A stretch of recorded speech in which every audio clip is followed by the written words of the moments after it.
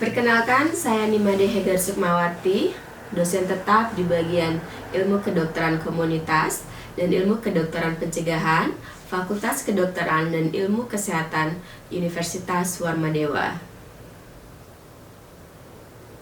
Saya menyelesaikan pendidikan Sarjana Sains dan Teknologi Farmasi di Institut Teknologi Bandung pada tahun 2008. Kemudian, saya melanjutkan pendidikan profesi apoteker di institut yang sama dan lulus pada tahun 2010. Selanjutnya, saya menempuh pendidikan Master of Public Health di The University of Sydney dan lulus pada tahun 2016. Dan saat ini, saya sedang menempuh pendidikan doktor di bidang Public Health di institut yang sama, yakni The University of Sydney.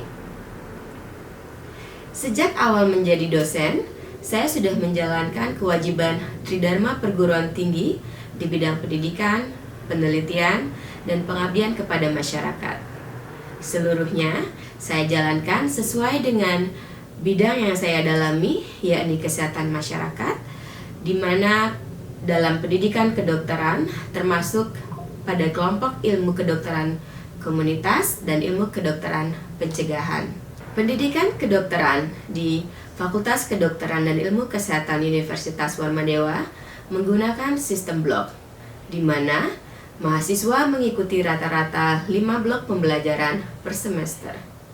Saya terlibat dalam beberapa kegiatan pengajaran, khususnya pada blok-blok yang berfokus pada kesehatan masyarakat. Dalam hal ini, seperti blok Community Health Based Practice, Health System and Management, dan Safe Motherhood. Saya juga berkontribusi dalam pengajaran blok Academic Writing and Research Method. Begitu pula pada blok Information Management. Salah satu blok yang saya ampuh secara langsung adalah Academic Writing and Research Method 1. Di blok ini, saya berperan sebagai sekretaris blok, dosen pengampu, instruktur praktikum, narasumber workshop, serta fasilitator tutorial. Dalam persiapan pelaksanaan blok, kami bekerja sama dengan tim Medical Education Unit untuk melakukan rapat penyusunan dan perbaikan silabus. Rapat ini bertujuan untuk memastikan capaian pembelajaran sesuai dengan standar kompetensi dokter Indonesia. Tim blok akan merancang metode pembelajaran dan penilaian yang sesuai, serta menyusun kontrak perkuliahan dan rencana pembelajaran dalam buku blok. Sebelum blok dimulai, kami juga mengadakan rapat koordinasi dengan semua dosen yang terlibat, termasuk rapat penyamaan persepsi untuk kegiatan tutorial. Seluruh informasi dan sumber pembelajaran terintegrasi dalam LMS fakultas. Blok Academic Writing and Research Method 1 memiliki 4 kelompok topik utama, yakni metode penelitian observasional, metode penelitian eksperimental, statistika dasar, dan penulisan proposal serta skripsi. Aktivitas pembelajaran utama terdiri dari kuliah interaktif, praktikum, workshop, serta proyek mahasiswa yang didukung dengan tutorial dan pembelajaran mandiri. Di awal blok, kami menyampaikan rencana pembelajaran dan menyepakati kontrak belajar bersama mahasiswa agar proses belajar berlangsung kondusif dan terarah. Dalam sesi perkuliahan, saya mulai dengan menyampaikan tujuan belajar dan pengantar materi. Adapun learning objective ya untuk kuliah kita kali ini, yang pertama adalah kita akan melihat apa itu statistik dan biostatistik ya, kemudian juga menganalisa populasi dan sampel, kemudian menganalisa variabel dan data, kemudian terakhir sedikit menyinggung mengenai penerapan teknik analisis statistik dan kegunaannya. Ya, jadi pada untuk topik kuliah kali ini ya, dasar-dasar statistik, saya akan lebih banyak membahas mengenai istilah-istilah dalam statistik ya, dan juga mungkin konsep dasar dari statistik ya. Karena waktunya terbatas, mungkin tidak akan terlalu detail ya. Jadi untuk hal-hal seperti misalkan konsep matematika mungkin tidak akan detail dibahas ya pada kuliah ini, maupun juga mungkin kuliah-kuliah selanjutnya yang dari saya ya. Jadi jika adik-adik ingin mempelajari lebih dalam terkait dengan konsep matematika di dalam statistik, silakan referensinya ya, saya sudah berikan ya, di sana lebih banyak dibahas ya. Oke, mungkin yang pertama saya mulai dari apa itu statistik ya. Mungkin adik-adik pernah dengar ya statement seperti ini ya. Ini adalah tagline dari salah satu brand pasta gigi ya. Misalkan 9 dari 10 dokter gigi merekomendasikan pasta gigi tertentu. Ya, ini adalah contoh pernyataan statistik. Atau ada juga usia harapan hidup laki-laki adalah 70,7 tahun, sementara wanita adalah 73,2 tahun. Ini juga pernyataan statistik. Kemudian juga contoh lain, pada tahun 2023 ada 15 orang berusia 65 tahun untuk setiap satu kelahiran bayi ya. Ini salah satu pernyataan yang sifatnya prediktif ya, ini juga adalah pernyataan statistik dan seterusnya ya. Misalkan 1 dari 8 orang di Afrika Selatan mengidap HIV. Ini adalah pernyataan statistik. Jadi apa itu statistik ya? Statistik ini adalah kumpulan prosedur ya dan teknik yang digunakan untuk menyusun, meringkas, menganalisa, menyajikan, menginterpretasikan, dan mengambil kesimpulan didasarkan pada data ya. Jadi untuk statistik sebenarnya tidak hanya terkait dengan analisa ya, tapi juga bagaimana adik-adik menyusun, kemudian meringkas dan menyajikan serta menginterpretasikan data ya. Jadi ini sangat penting sekali karena adik-adik di akhir pendidikan tentunya adik-adik harus membuat penelitian ya, ada tugas akhir. Nah di sini akan diimplementasikan statistik ya. Oke, jadi sementara di statistik atau biostatistik ini adalah statistik di bidang biologi dan kedokteran ya. Jadi kalau topiknya khusus ke bidang biologi dan kedokteran kita sebutnya biostatistik ya. Jadi cukup jelas ya apa itu statistik dan biostatistik. Nah, terkait dengan penelitian ya dan statistik, kita mengenal istilah populasi dan sampel ya. Saya rasa adik-adik sudah sering mendengar ya. Jadi kalau populasi secara umum ini adalah kumpulan individu yang memiliki karakteristik atau sifat tertentu ya, memiliki karakteristik yang sama. Kita sebut populasi ya. Dan namun populasi ini tidak hanya dibatasi pada individu manusia ya, tapi juga bisa hewan, bisa tanaman, bisa juga objek, bisa juga suatu event atau kejadian ya. Jadi tidak terbatas pada manusia. Oke, jadi pada penelitian, mohon maaf ya sebentar ya, ini sepertinya WhatsApp saya nyala sehingga mengganggu. Sebentar.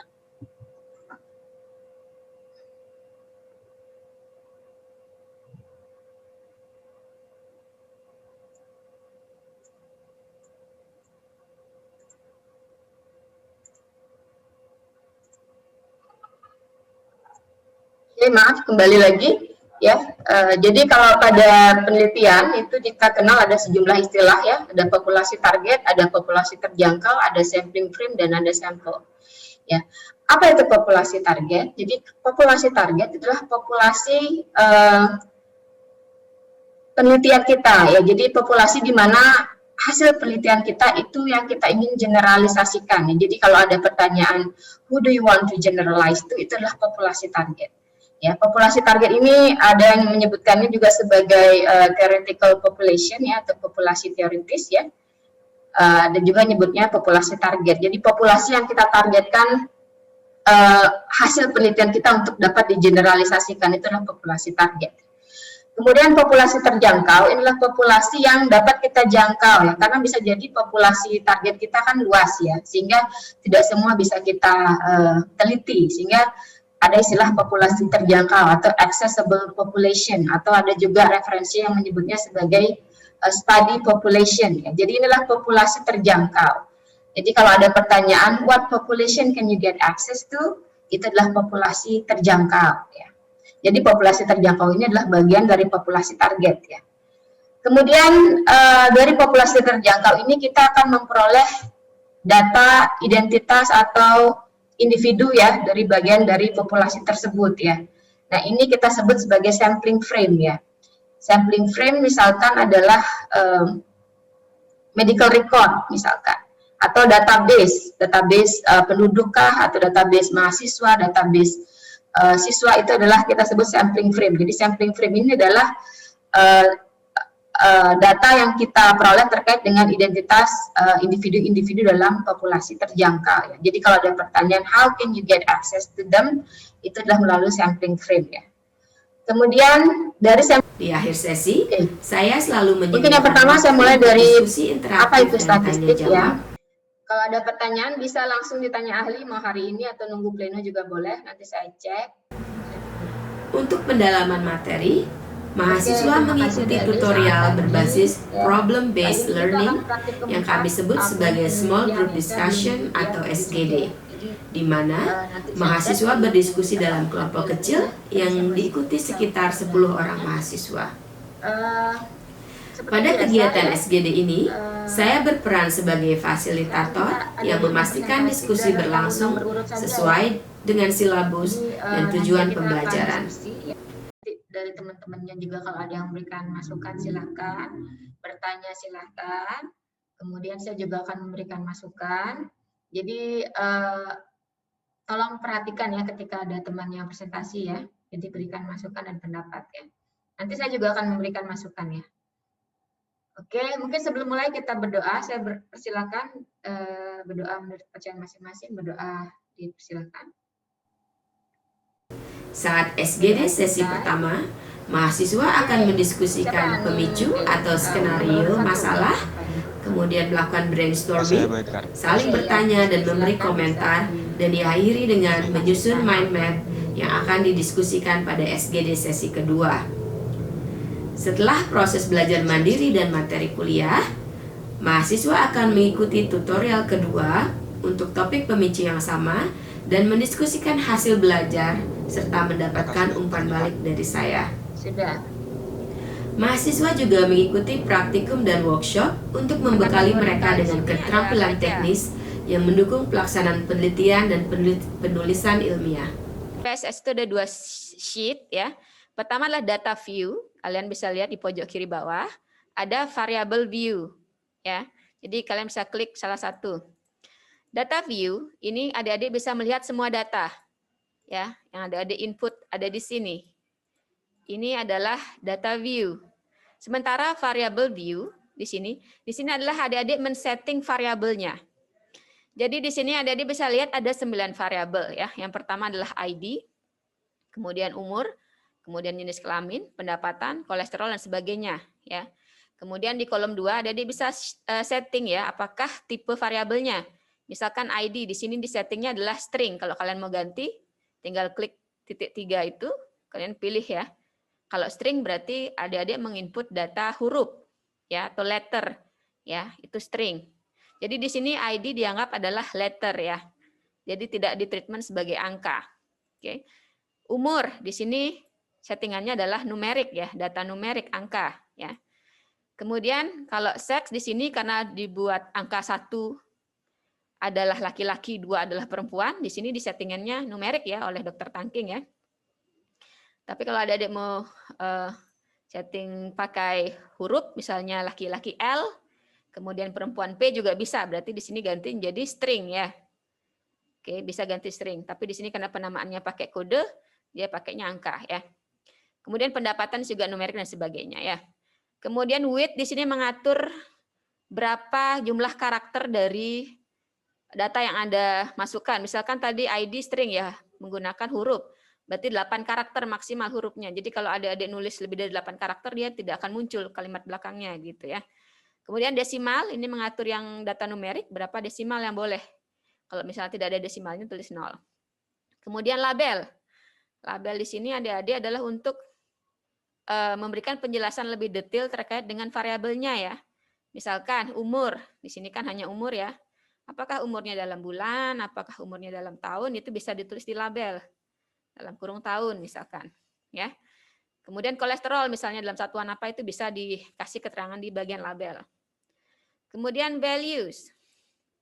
Kalau di values, ini sama ini adalah untuk memberikan assignment ya. Misalkan tadi jenis kelamin adalah laki-laki perempuan. Laki-laki 1 adalah laki-laki, 2 adalah perempuan, itu bisa dikasih keterangan di sini. Jadi ketika adik klik akan muncul value labels ya. Jadi di sini 1 adalah laki-laki, 2 adalah perempuan. Kalau misalkan adik-adik menambah ya, atau misalkan ada 3 di sini. Tulis 3, di sana ada transgender misalkan ya, ini transgender. Ini contoh aja ya. Kalian add, maka ada kategori yang ketiga yaitu transgender. Ya. Oke, saya cancel aja ya. Ini cuma sebagai contoh.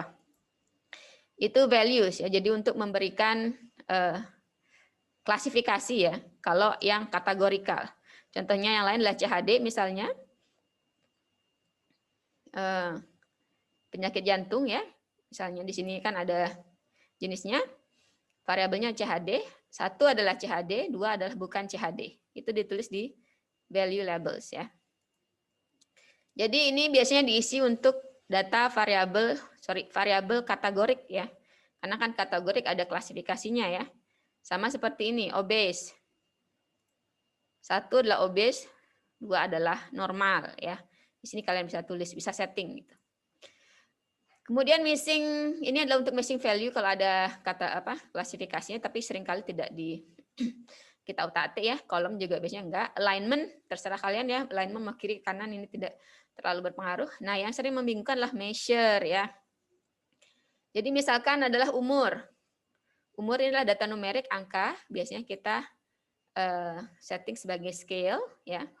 Mungkin adik-adik nanti di kuliah statistik baru paham ya. Jadi ini adalah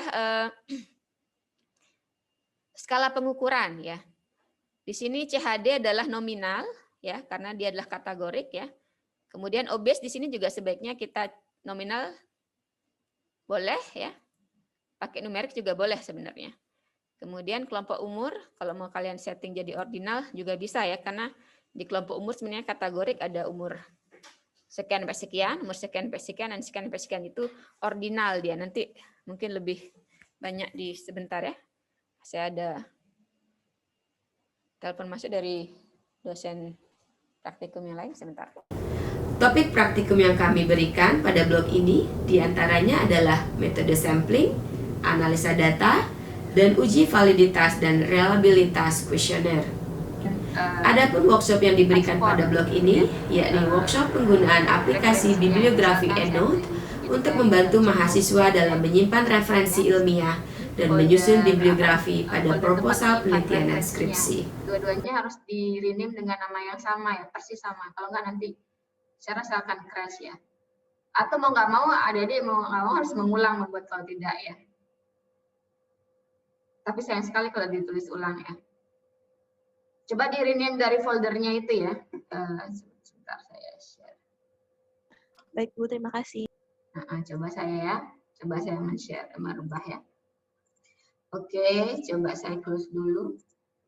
Ini juga saya belum pernah sama kejadian seperti ini. Oke.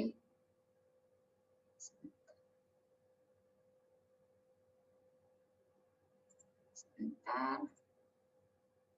Screen share. Oke, ini adalah 2 folder saya ya. Jadi ini dan mana satu lagi. Ini adalah 2 folder library yang baru saya buat. Coba saya rename ya. Menjadi Hega. Kemudian yang ini pun saya rename. Menjadi, ini sama-sama ya, saya juga belum pernah. Hega. Oke, coba saya buka.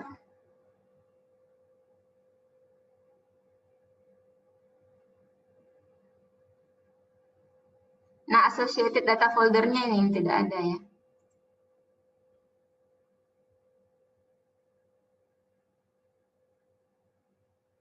Oke. Di sini masih ada ya. Saya rasa tidak masalah ya, masih ada, masih bisa disimpan seperti itu. Tapi dua-duanya harus diberi nama yang sama ya, dua file tersebut ya. Kalau mau merename, pasangannya harus sama namanya ya. Yang ekstensi ENL dan dot data. Nah, itu yang dot data itu tadi saya lupa menambahkan extension dot data, itu harus sama. Ya. Kalau mau merename. Saya rasa bisa merename dari foldernya bisa. Tapi itu harus pastikan sama ya, karena 2 file itu tidak boleh terpisah. Ada lagi pertanyaan? Sudah jelas? Oke. Nanti yang saya share mungkin untuk rekamannya dari yang tahun lalu dulu ya. Saya rasa itu lebih lengkap ya. Itu karena saya pre-recorded, jadi saya lebih terstruktur menjelaskannya. Kalau di sini karena kita real time, saya seringkali lupa ya. Mungkin ada hal-hal yang belum saya jelaskan ya. Jadi lebih baik nanti tolong ditonton pre-recorded video untuk tutorial EndNote-nya ya. Oke, ada pertanyaan? Izin bertanya, Bu. Saya dari Yudis ingin bertanya, untuk screenshotnya itu masuk ke dalam satu Word sama recreate-nya itu bisa. Satu word aja, jangan banyak-banyak, biar nggak banyak nanti saya juga mendownloadkan ini ya. Satu aja, di bawah, taruh di bawah referensi boleh, setelah paragraf itu juga boleh. Pokoknya di dalam satu file saja, jadi kalian tidak usah mengupload nanti 2 file ya, tidak sekali satu file aja. Saya hanya ingin mengecek kalian memang bisa mengerjakannya. Oke, ada lagi pertanyaan yang lain? Mungkin dari saya juga. Ya, silakan. Baik. Silakan, Ari. Oh ya, baik. Untuk pertanyaan saya, yang untuk daftar pustakanya perlu di rata kiri kanan atau dibiarin saja? Oke, tadi rata kiri kanan. Nah, ini ya saya bilang ya, mana yang tadi. Oke, adik-adik, ini kalau adik-adik meratakan kiri kanan, itu tidak bisa kalau lewat sini. Ini pertama bisa begini ya. Tapi kalau adik-adik update, dia akan berubah kembali seperti ini. Ya, karena ini udah settingan dari format dari stylenya. APA6 ini stylenya begini. Ya. Namun kalau adik-adik ingin memforce biar rata kiri kanan, misalkan memang panduan skripsinya harus rata kiri kanan, adik-adik settingannya di bibliografi configuration-nya. Di sini di layout. Oke, sorry di sini text format. Oke, sorry di sini tidak ada juga ternyata ya. Jadi di sini sebenarnya tidak bisa adik-adik membuat rata kiri kanan ya, karena ini sudah style dari APA ya. Emang sih bisa adik-adik misalkan kali adik blok kemudian seperti ini. Namun ketika adik-adik update itu akan kembali seperti awal. Nah, apa yang harus dilakukan ketika memang harus diratakan kiri kanan? Mau tidak mau adik-adik harus mengubah dulu menjadi plain text. Ya, ketika jadi plain text, maka dia akan menjadi seperti tulisan pada umumnya ya. Nah, kalau sudah plain text, baru adik-adik bisa merubah seperti yang gaya yang adik-adik harapkan, mau rata kiri atau mau ada alignment atau tidak ya. Nah, ini tidak bisa dirubah di sini karena masih format EndNote, karena memang format APA itu seperti ini. Jadi kalau adik-adik ubah stylenya menjadi Harvard, bisa jadi beda lagi. Misalnya saya ubah jadi Vancouver, maka formatnya adalah seperti ini. Kalau adik-adik ubah menjadi Harvard, maka akan jadi seperti ini. Itu sudah sesuai dengan stylenya begitu bibliografinya. Namun ketika misalkan memang harus rata kiri kanan somehow karena aturan gitu ya, aturan dari panduannya misalkan, mau nggak mau adik-adik ubah dulu menjadi plain text ya. Jadi saya ubah jadi convert plain text. Berikan saya save dulu ya, dia selalu minta save dulu karena takut originalnya hilang. Jadi saya save dulu di D. Oke. Sekarang baru saya convert ke plain text. Continue. Nah, ini sudah plain text ini. Adik-adik bisa lihat sudah tidak ada warna biru-biru di sini. Nah, kalau ini adik-adik silahkan kalau mau menjadikan rata ya bisa. Sorry ini. Oke, ininya. Rata bisa ketika adik-adik mau mengupdate ya tetap aja begini ya, karena ini adalah plain text, bukan full code lagi ya. Kalau memang harus begitu ya adik-adik ubah dulu ke plain text ya. Convert dulu ke plain text. Oke. Sampai sini ya, paham ya maksud saya ya? Karena itu udah settingan dari style bibliografinya, jadi nggak bisa dirubah. Jadi kalau mau merubah ya adik-adik harus ubah ke plain text dulu, baru di rata kiri kanan ya. Gitu. Ada lagi pertanyaan yang lain? Terima kasih Bu. Jadi untuk tugas workshopnya itu apakah perlu dirata kiri kanankan atau tidak ya Bu? Nggak usah, karena itu sudah style dari stylenya ini, nggak apa-apa, biarkan saja. Saya tidak, Baik, terima kasih, Bu. iya, sesuai dengan stylenya saja. Kalau memang ada dipilih style apa tadi APA, ya sudah biarkan saja APA. Kalau memang begini ada indennya. Oke, ada pertanyaan lain lagi? Saya ingin bertanya, Bu. Ya. Jadi tadi kan di setiap kutipan itu disesuaikan dengan referensi di EndNote gitu, Bu ya. Langsung berubah berwarna biru kan itu, Bu nggih? Iya. Di saya sudah mengikuti seperti step yang Ibu contohkan, tapi teks saya tetap berwarna hitam. Kira-kira gimana nih, Bu? Oke, karena ini bibliografi, klik bibliografi di sini belum dicentang ya, link dan underline-nya ini belum dicentang. Ya. Kalau adik-adik aplikasi sendiri tidak dicentang tidak apa-apa, tapi khusus untuk post workshop ini karena saya harus mengecek ya biar saya tahu. Jadi saya harapkan ini dicentang. Kalau adik-adik membuat proposal skripsi silakan aja tidak dicentang ya, karena kan tidak perlu ada teks biru seperti ini ya. Jadi adik-adik klik bibliografi, kemudian klik konfigurasinya ya, cari bagian kemudian klik ini centang ya, link in text citation dan underline link in text citation. Ya sudah, Bu. Oke, udah mau biru ya? Sudah, Ibu. Oke. Ya. Nanti kalau setelah saya mensubmit tugas, kalian mau tidak centang linknya, tidak apa-apa ya. Silakan saja, karena kan tidak ini juga ya, kalau dinulis proposal tidak ada biru-biru seperti ini ya. Jadi kalau saya di sini hilangkan, otomatis dia tidak akan berwarna ya, seperti biasa ya. Nah ini hanya untuk saya cek aja, apakah ada fill code atau tidak di tugas kalian, apakah kalian mengerjakan atau tidak menggunakan EndNote ya. Jadi saya bisa tahu mana yang mengetik manual, mana yang pakai EndNote. Oke, ada lagi pertanyaan yang lain? Tidak ada? Kalau tidak ada, silakan kalau sudah bisa membuat, silakan Anda bisa mengupload post test workshopnya. Saya rasa sudah dibuka ya, nanti saya cek. Saya sudah dibuka untuk post testnya, bisa di-upload ya. Kalau tidak ada pertanyaan lagi, bisa saya akhiri. Oke, terima kasih. Selamat siang, semoga bermanfaat ya workshopnya. Silakan bisa dieksplor kembali fitur-fitur yang lain. Selamat belajar, saya Liv ya. Selamat siang. Terima kasih, Bu. Terima kasih, Bu. Di akhir blok, mahasiswa akan mengikuti assessment baik berupa ujian blok maupun penilaian dari seluruh aktivitas pembelajaran yang kemudian digunakan untuk menyusun nilai akhir. Untuk mendukung pemahaman mahasiswa khusus terkait topik sampling, saya dan Dr. Tangking Widarse juga menerbitkan buku Metode Pemilihan Sampling dan Penetapan Besar Sampel Penelitian yang telah terdaftar dalam Hak Cipta Nasional.